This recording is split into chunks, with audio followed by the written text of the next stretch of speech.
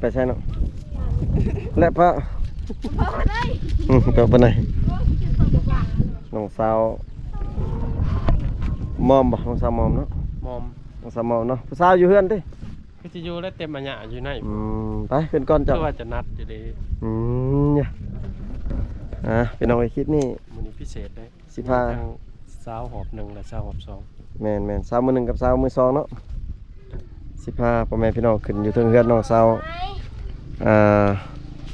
เผยแล้วก็กับน้องสาวมอมพี่น้องเอ้ยที่ว่า2ไอ้น้อง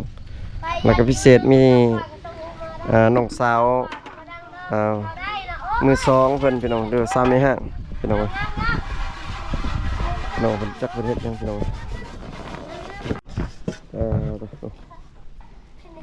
มีบ่ชิต้มมะม่าพี่น้องเอ้ยแม่นบ่ชิต้มมีบ่เนาะแม่นคือว่าไปเมื่อกี้คือว่ายังติดรถหัวบ่เมื่อกี้นี่พี่น้องจนติดรถหัวพี่น้องเพิ่นไปซื้อมีมาสร้างเพิ่นกำลังไปซื้อยางรถมาให้อันนี้ให้ใหม่หัวน้องพี่น้องเอ้ยน้องยืนจนจะจำหลังคาเลยเนาะสูงเลยพี่น้องจะสินั่นเนาะเวลาน่ะก็คอยคานไปเนาะเนาะกลมเอาได้ดอกไปไหนไงไอ้น้องยังนี่ชื่อเพิ่นได้เลยฮะแอดคาราบาวจึงแอดผมมีจับกินเลยพี่น้องเลยเป็นสาวหอบ2หน่อยเนาะสาวมือ2น้องเป็นช่วยมาถามหน่อยน้องแปรน้ำก็ได้ที่ตะดังปะไดเลี้ยวแกหน้ากล้วยเลี้ยวตะบันดังปะไดเลี้ยวกล้วยเลี้ยวแล้วตะดังปะไดเลี้ยวเลยน่ะตะบันเรียนเลยบริเฮียนม.1 ป.1ก็บริเฮียนน่ะตะบันเรียนเลยน่ะขี้ข้านเฮียนบ่หรือว่าพ่อแม่บ่ให้เฮียนโรงเรียนอยู่ไกลเนาะน้องมันตบมีก็จะยางไปหอโรงเรียนไกลซ้อนไปเลยเขาเรียนชื่อน้องก็ย่ำใกล้ๆกันนี่ติอยู่เฮ็ดเขียดสั่งจ่อยบ่อันนี้มาพี่มาผู้บ่าวคือว่ายับเขาไก่น้องมานั่งพี่ก็ได้มานั่งใกล้ๆพี่ที่ว่ามันจะเป็นแสงบ่พี่แสงแห้งบ่น้องเพื่อนน้องยับพี่ให้เรานั่งยับใกล้ยับเข้ามาอีกน้องบ่เห็นน้องนะฮะ3 สาวพี่น้องมีสาวมือ2มีสาวมือ1พี่น้องมักคนใดกับจัดไปพี่น้องเนาะพี่น้องบ่เป็นเอื้อยเป็นน้องของน้องบ่พี่น้องกันเป็นเอื้อยน้องสาวเป็ดบ่ใช่ป่ะหนาคือกันอ้ายลงมึงนึงนี่เพิ่นยังมาทำบิดคิดว่าสาวเป็ด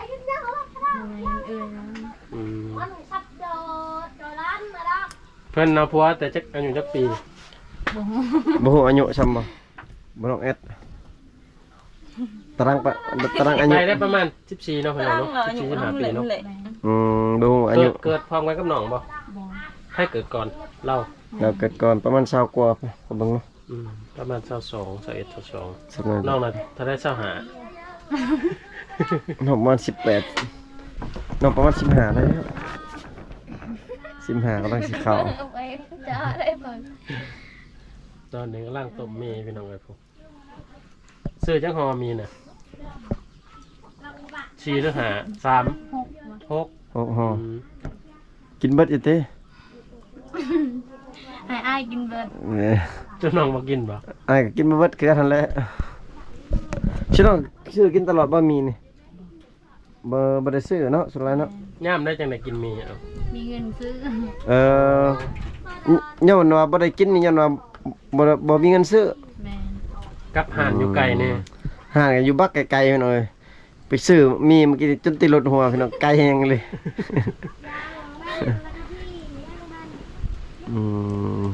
ถ้าอยู่เพื่อนมื้อนี้น่ะน้อง2คนบ่พ่อแม่ไปไส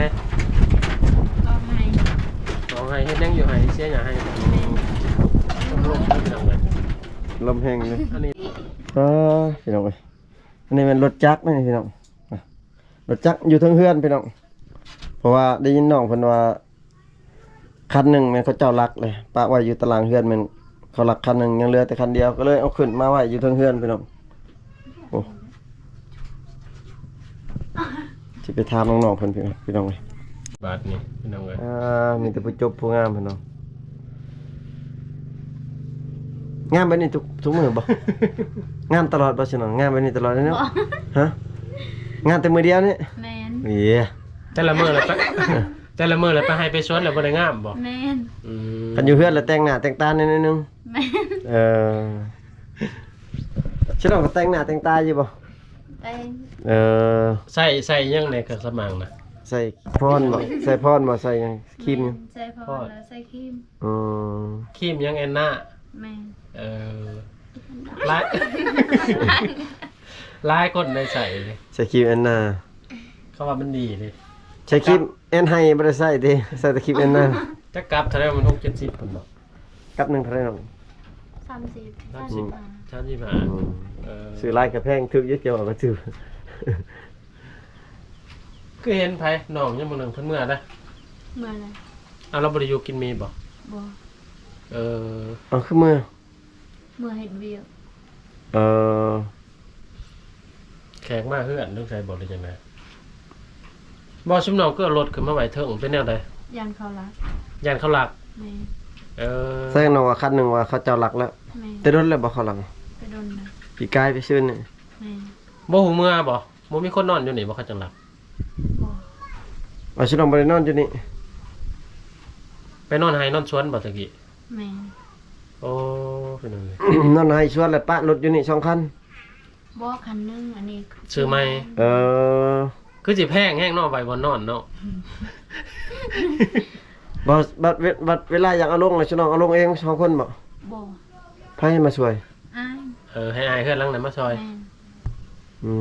ม ก็แสดงว่าบ่ได้สู่ขี่ปานใดแสดงว่ามีแต่สิเข้าเมืองน่ะจังขี่บ่ แมน บ่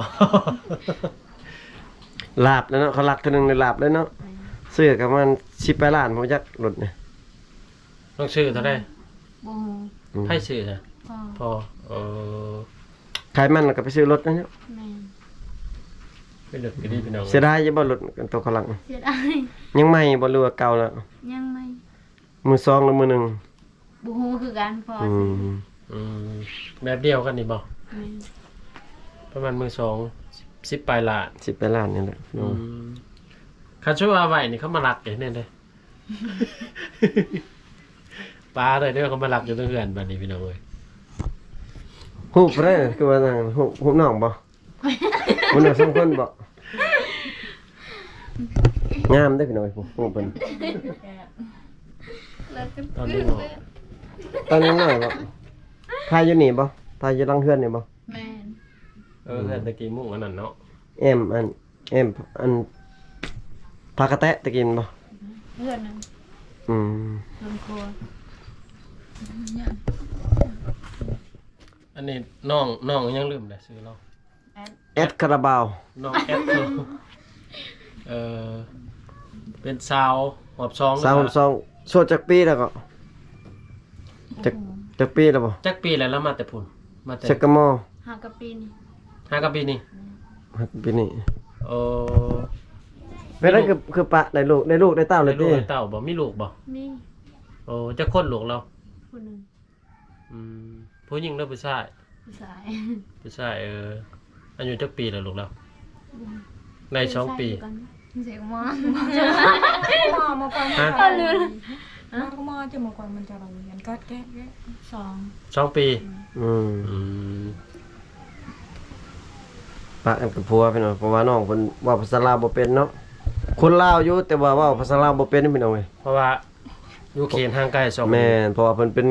เกียรติคนชนเผ่าเด้อพี่น้องเอ้ย อุ้ยหายเจนเลย และอีกอย่างโรงเรียนก็อยู่ไกลก็เลยบ่ได้ไปเรียนพี่น้องเอ้ยก็เลยตัดสินใจเอาผัวซะบ่ได้ไปเรียนกับเทื่อนเด้ ตอนเอาผัวน่ะเฮ็ดให้เฮ็ดสวนนี่เนาะอืมยากเลยพี่น้องเอ้ยจังได๋น้องนี่ก็เอาลูกเอาผัวจังได๋ก็เฮ็ดให้เฮ็ดสวนต่ออีกนะเฮ็ดตลอดเนาะ แม่น มุนตลอด เห็ดมันตลอด ชวน อืม เฮ็ดชวนมันกับเฮ็ดให้ บ่ฉลองบ่คิดแบบว่าขี้ข้านบ่ฉลองบ่คิดบ่แบบนั้น คิดคือกัน อืม แต่อยากได้ อยากได้ผัวเนาะ แต่อยากมีนะหมู่ แม่น จะได้เงินจะได้ค้ำมันเนาะ แม่น อ้าวผัวนี่จะบ่อยากได้บ่จ้ะ ผัวไปยังไงบ่เออ พี่น้องเอ้ย เพราะว่าได้ถ้าว่าได้ผัวนี่ก็ถ้าได้สร้างครอบครัวก็ได้เฮ็ดคือเก่า วนเวียนอยู่คือเก่า มุนคือเก่าเฮ็ดสวนเฮ็ดให้เฮ็ดแล้วก็เก็บหูดข้าวแล้วก็ทางใหม่เฮ็ดปลูกข้าวเอง พวกเขากับ เฮ็ดตลอดพี่น้องเมื่อยเนาะ แม่น ไปหาบ่ทางให้อีกพุ่นอยู่พูดนี่เนาะบ่ได้ใกล้อีกพี่น้องคันมีหน้าคันได้เฮ็ดบ่เดียวเลย คันว่าไปอยู่ในเมืองไปกินฮอดบ้าน อืม ไปอยู่ได้2 เดือน 3 เดือนก็มาคืนเป็นจัง สมมุติว่าได้ผัวนี่ช่วงได้ผัวอยู่ในเมืองบ่นี่ก็อยากได้อยู่บ่ ยาก เออ ดูไปยัง อยากได้อยู่เนาะ แม่น น้องมอนได้อยากได้อยู่บ่บ่ฮู้อืม แต่ว่าก็ดีได้กันว่าแบบเฮาไปใหญ่ทีมทานเด้อไปอยู่บอลจริงใหม่ๆนะเพราะว่าอยู่แบบนี้เฮาก็ฮู้เลยพ่อแม่เฮาพาเป็นแนวใดมันก็เฮาหลวงพ่อไปก็เป็นแนวนั้น แม่ วนเวียนอยู่ซั่นพี่น้องเอ้ย กันเอาอยู่เอาผัวอยู่ในเขตนอกเฮากะในเฮ็ดคือเก่าไปนี่แหละมันตลอดมันยากเนาะแต่ว่านอกอะไรน้อยคนเนาะที่ว่าคิดแบบว่าแบบนั้นพี่น้องแต่สุดท้ายแม่นถ้ามักก็เอาโลดพี่น้องแม่นบ่เนาะ ว่า แม่น ถูกใจก็จัดไปเลยเนาะ บ่ฮู้ว่าแบบ อนาคต อนาคตเป็นจังไดนะขอแต่มาฮักกันอยู่นำกันนี่ก็คันผัวช่วยเวียงนี่แฮงดีใจเนาะคันออกกันไปเนาะสุดท้ายก็ใหม่ๆนี่เขาสิไปนํอยู่คันได้ลูกหรือว่าปี2ปีแล้ว เดินๆไปได้ลูกคนหนึงนี่ผัวไปอยากไปนํแล้วเนาะ บางเทื่อยางน้ำกลเขาจะบ่ยางเลย ตอนใหม่ๆนี่หาวๆนิดนึงผัวหักผัวแพงผัวลงว่าติ บ่คือน้องเป็ดมานั่นเขามาส่งบ่ผัวมาส่งบ่แล้วหรือเรามาเอง เราอยู่ไปยังไปนี่ เอาไปไป เขาไปช่วยบ่ อยู่กันกับพ่อแม่เลย มาอยู่นี่ แม่น ดับแล้วก็ปุ๊บอีก แม่น ผัวมือ โอ้เอาแล้ว อืม ถ้ามิดเอาน่ะผัวมาสู่อยู่นี่รุ่น เออ 50บ่ทวิตมาเอาแล้วผัวมาสู่นํเรา แม่น โอ้แล้วผัวปบมืออยู่บ่ได้เนาะดนเนาะอ๋อเคลื่อนต่างหากบ่เลยอยู่นำพ่อเฒ่าเลย ตั้งหา อืมแสดงว่าหัวสวนนี่ก็ได้เฮ็ดนำพ่อเฒ่าบ่เลยเฮ็ดแหนกต่างหาก เห็นยัง เฮ็ดแหนกออก แม่น อืมเขาต่างบ่อยากอยู่เนาะผู้ชายเนาะ อืม ต้องเลยไปอยู่เพื่อนตัวเองบ้านตัวเองเท่านั้นพี่น้องเลยถ้าเวลาแบบไปหาอยู่หากินบ่ที่กินเดินบ่เดินก็น่าจะโอเคอยู่ นี่คือการ เอามาแต่ซั่นนี่ชื่อ ไป บ่ ซื้อมา ไปซื้ออันนี้บ่อันยางรถแตกเมื่อกี้นี่ แม่ อืม ลองไปเหยียบน้ำบ่ บ่แม่น เหยียบ บ่แม่นผู้บ่าวไล่น้องปบเข้าป่าไปจักพี่น้อง อยู่เพื่อนเราเนี่ยจักคนเนี่ย คือไปก้อนก็ หอบ 6 คนทั้งลูกเรา7 คน อืม ตะปูนเท่าไหร่7ตะปูนบ่ เจ็ด 7 โอ้สร้างเพิ่นให้อ้ายของน้องสาวเพิ่นเป็นแป้งให้พี่น้องเพราะว่าเพิ่นไปซื้อใส่มาเพิ่นสิลงแป้งให้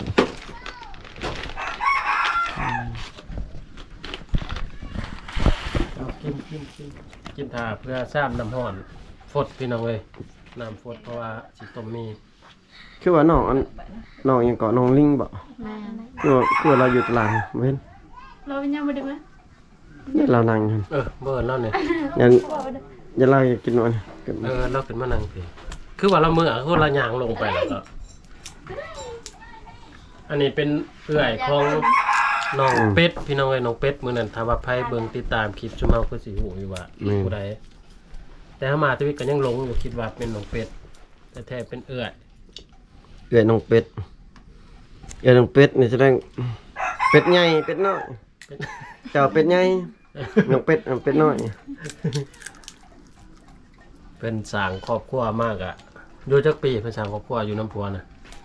ได้จักปี ที่สั่ง ดูสร้างครอบครัวมาอยู่น้ำพัวได้2 ปี แม่ โอ้แต่ผัวปบมือเฮือนขึ้นบ่ได้ไปนำผัวบ่ เอาไปไหนมุกมาเขาเมื่อจะดีก็มาเอาไปไหนโยนจู แล้วบ่ได้ไปนำผัวเราบ่ บอก เมื่อแล้วก็เมื่อเลย แม่ พ่อแม่บ่ได้ไปนำให้บ่เรื่องจังไดเขาบ่ได้โทรหากัน บอก โอ้ง่ายเนาะบอกได้เนาะ ปะไง เอาไงปะไง ป้าง่ายสุดแต่พี่น้องแบบนี้ ขะดองมีบ่ขะดองมาแล้ว บ่มี โอ้มีขะดอง โอ้ เอากันซื่อๆ กิน มา นะกินแบะบ่แบะจ้าแบะ เออ กินแบะแล้วประยุมกันเลยหมักเขาแห้งบ่หมักเขาแห้งบ่ตะกี้บ่เนาะหมักแห้งบ่ตะกี้หมักแห้งเนาะ ลื่น เออเบิ้นลือ แบบหมักแห้งเลยเนาะ บ่ได้หยังก็เอา หมักแห้งกับประยุมผัวบัดแล้วสุดท้ายผัวทิ่มเนาะ บ่ผัวมาอยู่น้ำ อันแล้วจะว่าทวิตนะรับไปอยู่น้ำพัวก่อนบ่ แม่น แล้วพิษกันแล้วพัวน่ะมาพี่อีก แม่น โอ้ ทวิตนะรับไปอยู่น้ำพัวทวิตนะบ่แล้วบ่ถูกบ่ต้องกันเลยคือสิแม่นมาพี่แล้วก็ปะกันอีก ผัวกลับขึ้นอีก พัวเล่นผู้สาวติผิดกันปะกันบ่แม่นบ่ นักหมดเขา กินยาบ่ กินยา พัวฮะ ก็ดีให้กันดีให้กัน คันนั้นก็โอ้เอาบ่ได้แล้วคันนั้น อยู่นำกันบ่ได้แล้วจนนั้นก็ บ่ได้ มาถูกพิษเมีย อยากกินยาก็ยอมกันแล้วน่ะเขาอยู่บ่ได้แล้ว จังนั้นก็ข้าวน้ำสปาบ่มีเงินสิซื้อเนาะ แม่น กินข้าวก็ยังพอแห้งเลยเพราะว่าไปกินนั่นก็แห้งอยู่แล้วสิเอาเงินไปใช้ก็มีเงินลายแค่นี้เหรอเงินบ่มีเลยสมมุติว่าน้องไอ้สิถามเบิ่งสมมุติว่าสุน้องนี่เนาะสุน้องสองคนนี่สมมุติว่าอนาคตเนาะสุน้องได้ผัวนี่สมมุติว่าผัวจะได้เมียเพิ่มหรือได้เมียซองให้บ่ บ่ ฮะ โอ้ย บ่ให้ แม่น เอาสมมุติเขาเอามาแล้วเขาเลี้ยงกลุ่มมาเด้อ เขาได้เงินเนี่ยเขาได้เงินแบบให้น้องใช้ให้เมียน้อยก็ได้เนี่ยเพิ่นเลี้ยงกลุ่ม บ่อยาก บ่ยากแต่ว่าเพิ่นจะได้แห้งเลยเอ้าเพิ่นจะได้ น้อ แห้ ง ง ก็มักผัวป้าบ่ได้ดิ ผัวก็มักเมีย ไปเมียน้อยเมียก็ได้เมียเพิ่มนี่ โอ้โหลียากแบบนี้ น่าจะ ยากเนาะ อ้ายว่าจะเป็นให้เอาไอ้เบิ่งชื่อน้องเขตชื่อน้องนี่ แต่ว่าก็ เอาได้บ่ คือน้อง ได้ ได้เนาะคือน้องก็อดซ้ำได้อดซ้ำอดได้น้องใช้เนาะอดบ่ได้ก็มาเพื่อนคือเขา แม่น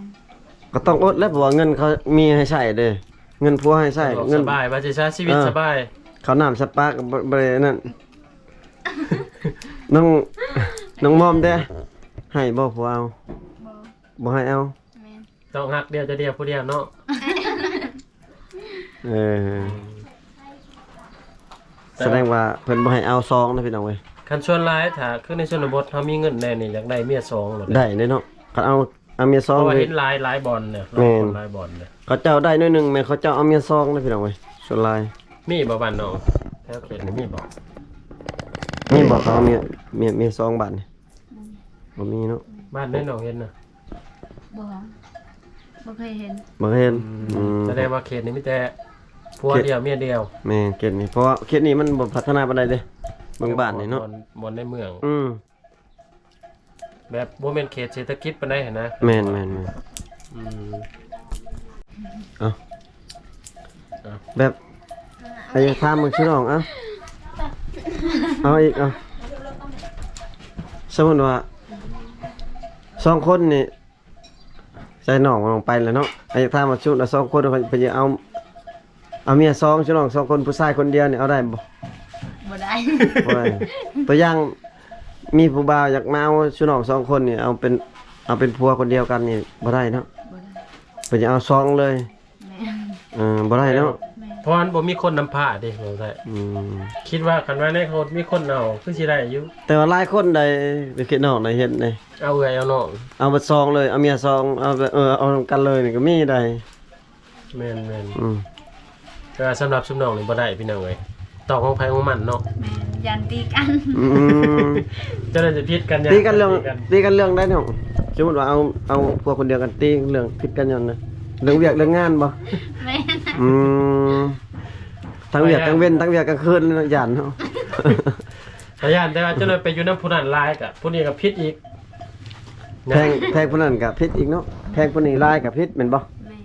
อืมสมมุติว่าห่วยส่วนมื้อนี้ไปอยู่น้ำน้องลายก็ผิดอีก น้องมอมก็สิหาอีก น้องมองบ่สิหายอีกพี่น้อยมันก็ผิดเพิ่นว่าเอาบ่ได้เด้อพี่น้อยอืม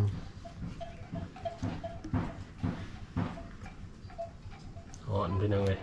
เปิดบ่ได้บ่พัดลมทางหลังน่ะ เปิดได้ พัดลมไผใส่ของพ่อแม่บ่หรือว่าของน้อง ของพ่อแม่ ขอบคุณแม่ อันเดียวบ่พัดลมนี่อยู่นี่ แม่น ใช่ไหมว่าน้องก็นอนฮ้อนบ่ ฮอนเลย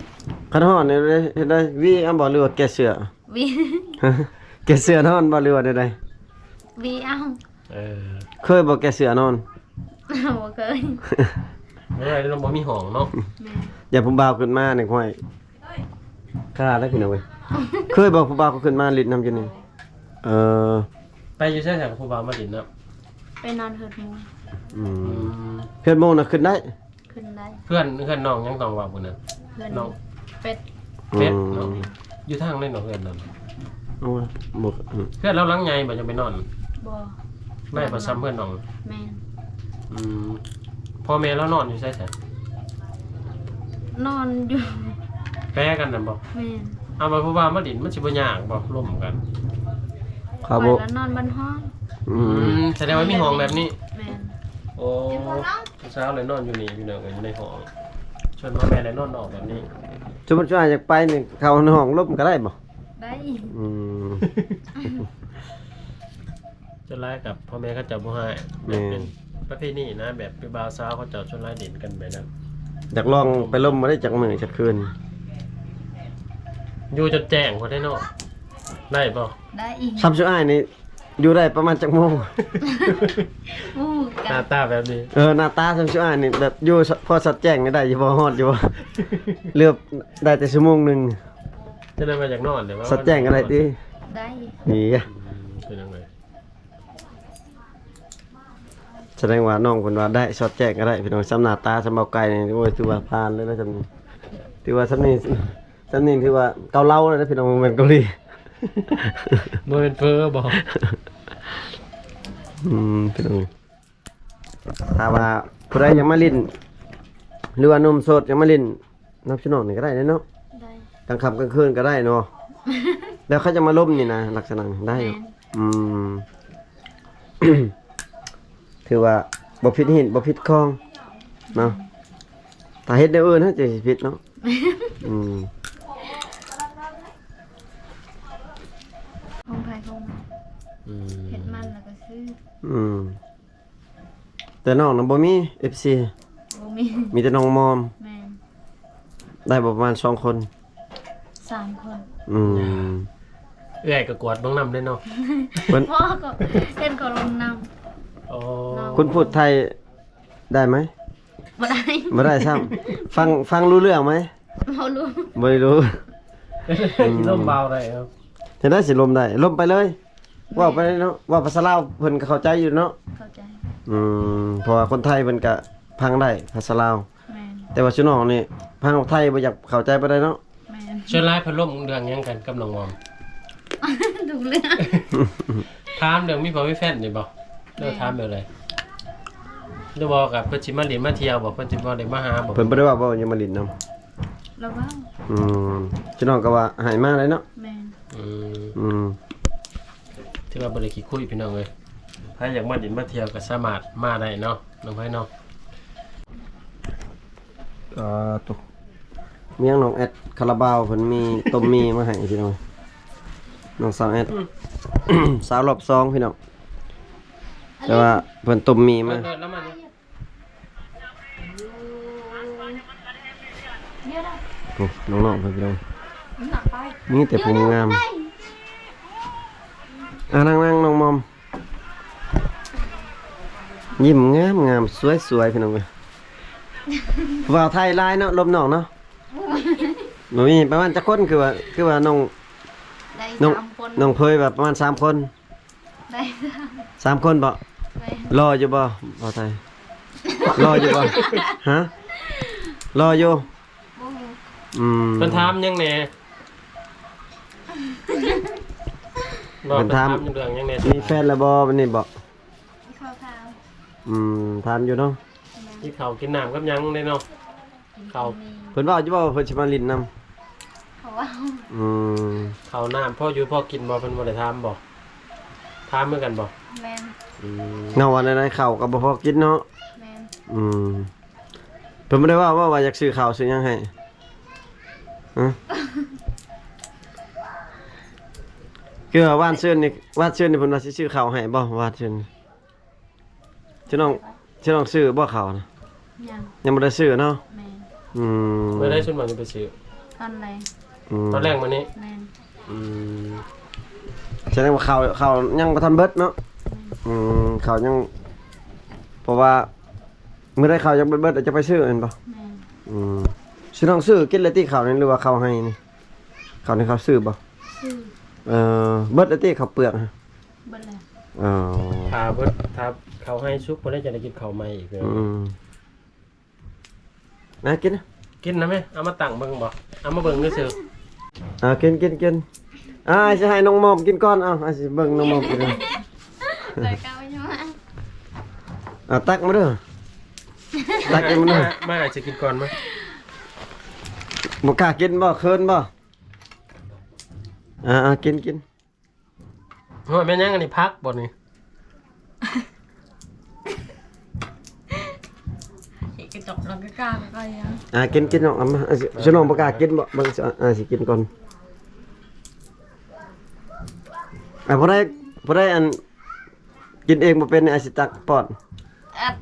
ฮะแอดกินบ่แอดสิป้อนนี่ แซ่บพี่น้องเอ้ยกินชุ่มใหม่ก็อายได้ทุกน้องบ่กินอายกันเลย แอมเลยอันนี้ตายแล้ว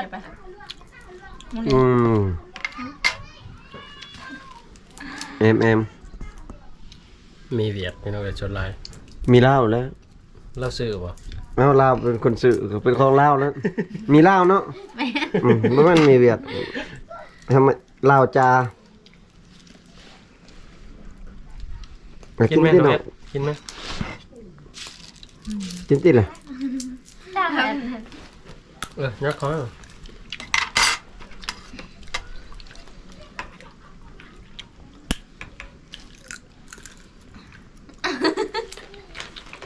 กินที่น้องมอม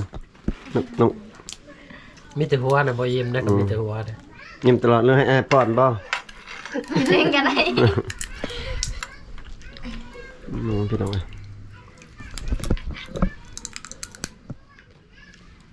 กินไปน้องเพยป้อนบ่ มื้อหน้าช่วยใหม่มาไปเฮือนเราก็ได้บ่ ได้ บ่ได้บ่ ได้เนาะ ไปเนาะบ่ได้เนาะ ไป ไปเบิ่งห้องสาวโสดเลย ไปเบิ่งห้องชนองนอน เพราะ ไป ว่า ได้บ่ น้องๆนอนนำกันได้3-4คน มัน สิเข้าห้องเลยกับถ่ายเบิ่งเลยนะ บางเทื่อมีผู้ใหญ่ใจบุญเนาะบางเทื่อเพิ่นเห็นประหมประปกหรือว่าบ่มีบอลอยู่บ่นอนบางเทื่อเพิ่นซอยเด้ชุดนั้นก็นอนนำกัน3คนนอนบอลหนุ่มๆเนาะเอาได้เนาะตอนนี้ปูสาดบ่ตอนนี้นอนนะ แมน พอห่มกับเพิ่นนึง แมน ญาติกันไปญาติกันมา ใส่นอนใส่เงินกี่ ยำเน่าแล้วยำมัน